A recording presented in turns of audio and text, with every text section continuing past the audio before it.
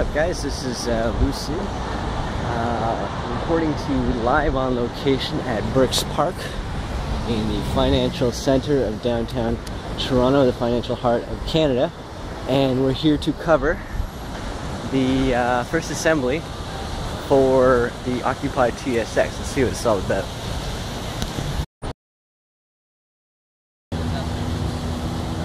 How's everybody doing? Good. Yeah, I'm really impressed. I think you should all give yourselves a big hand for being here. My name is Dan. If you're on Twitter, then you probably know who I am.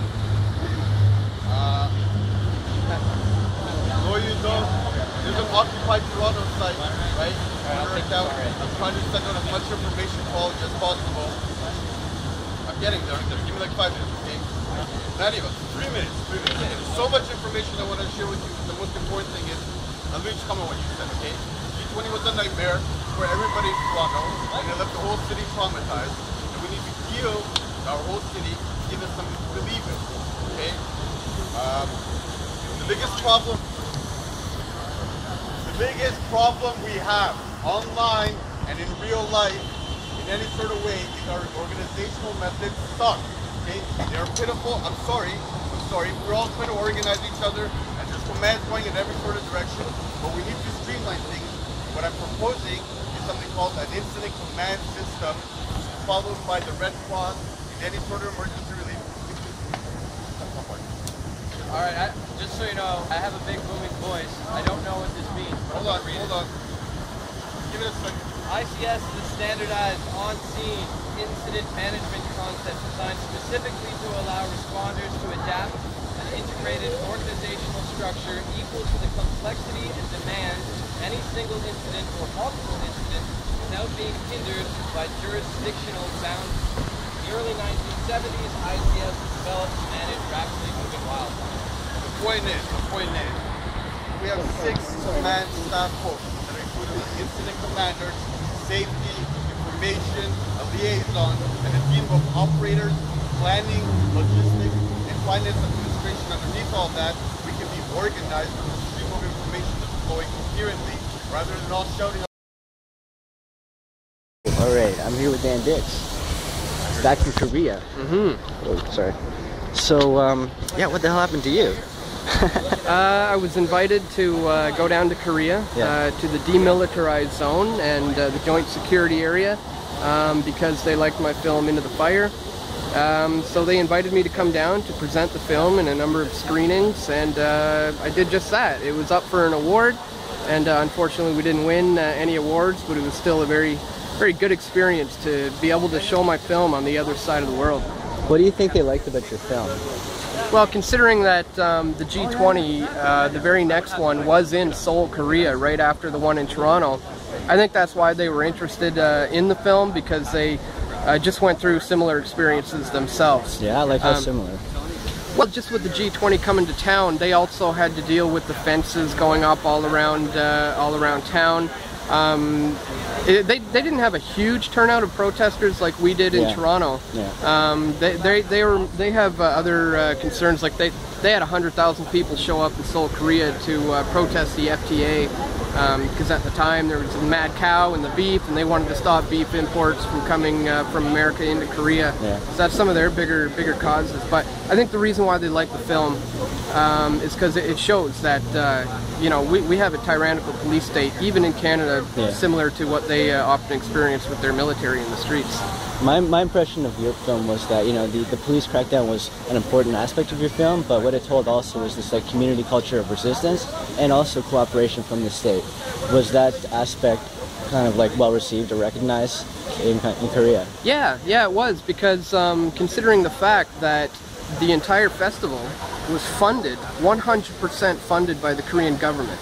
So this wasn't independent private people putting up this. The Korean government funded this film festival 100%. So I'm sure they had somewhat of a say in what films are going to be shown. So something to think about. Something to learn from, absolutely. And now you're back here in Toronto, and the Occupy Wall Street movement is just swept around the world. We're seeing images in Tel Aviv, Los Angeles, New York, It's incredible. It's incredible. It started with the G20 back in June, and it's just been like a wildfire all over the world. It's great that we're actually able to capture this and share it with each other. Absolutely. Anything else on you know, the importance of the citizen media, citizen community delegations, and you know, debate about how we can kind of like diffuse conflict through protests and sustained occupations, anything like that? Like any insights that you've gained from? Yeah.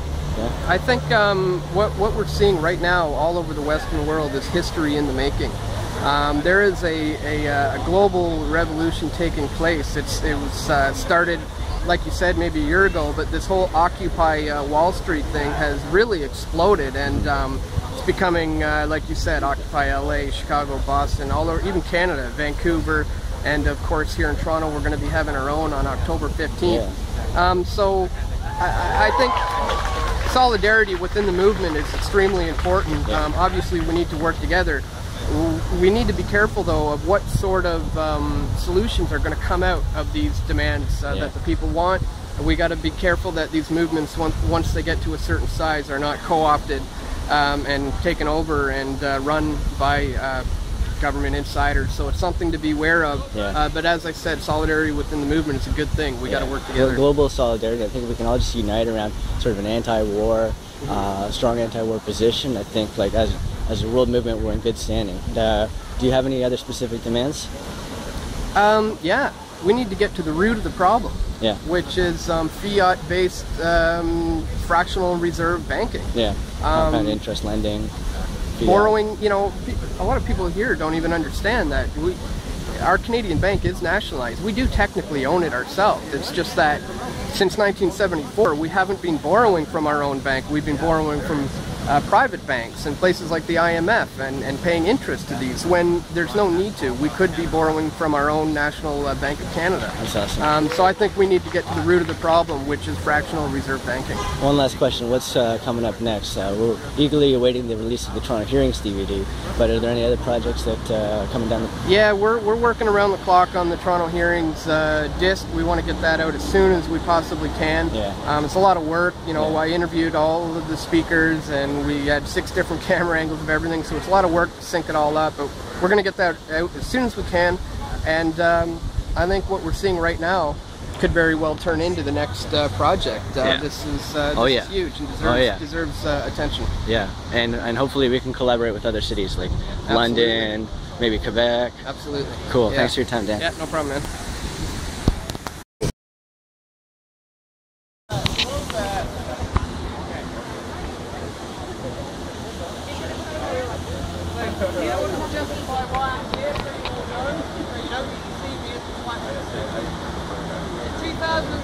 I was happily married and I just purchased my first home.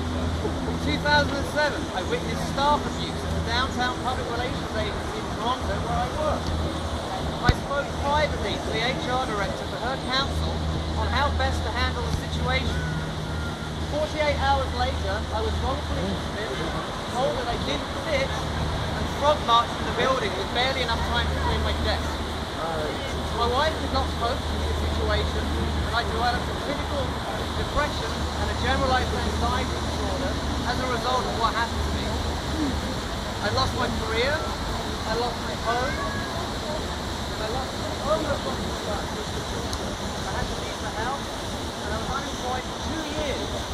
In all of that time, I was unable to leave the home because of my symptoms, let alone get a job. And for only an 11-week period of that 2 years plus, I was allowed financial aid. For the rest of the time, my government, your government, told me that I was ineligible for any kind of financial aid. I am now $30,000 in debt. I am still unemployed, and now at the age of 40, I must go back to my parents' house and live with them because I can no longer afford to support myself. I am the 99%. I fight for you. Your movement is not an isolated movement, you are global.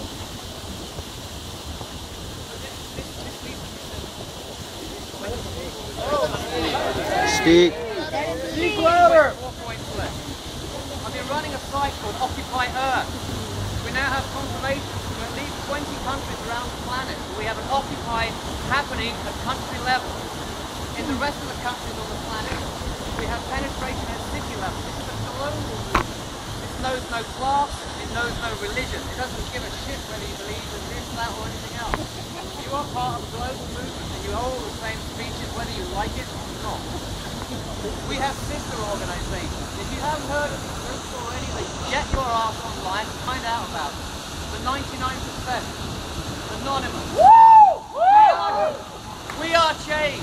Woo! The Zeitgeist movement. Woo! The Venus Project.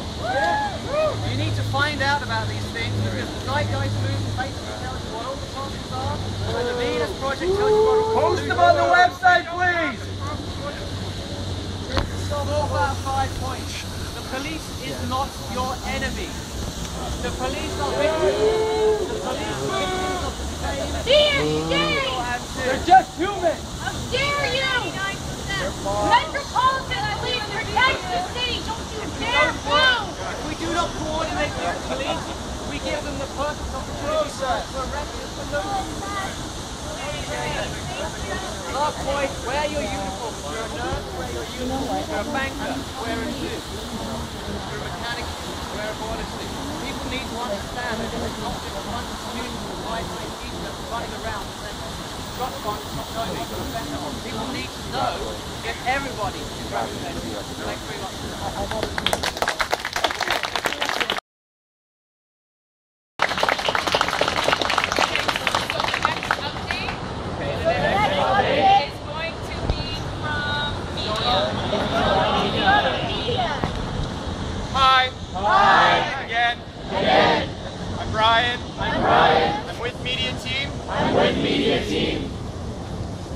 Right now, we're trying to organize street teams here in Toronto, and around the province. The street team would be considered mobilizers. Their jobs would be to go out and engage with the public. Posters work wonderfully, but a lot of people can't identify with the poster. So, media is looking for volunteers to join the mobilizer street team. Please email occupy TO street team at gmail.com.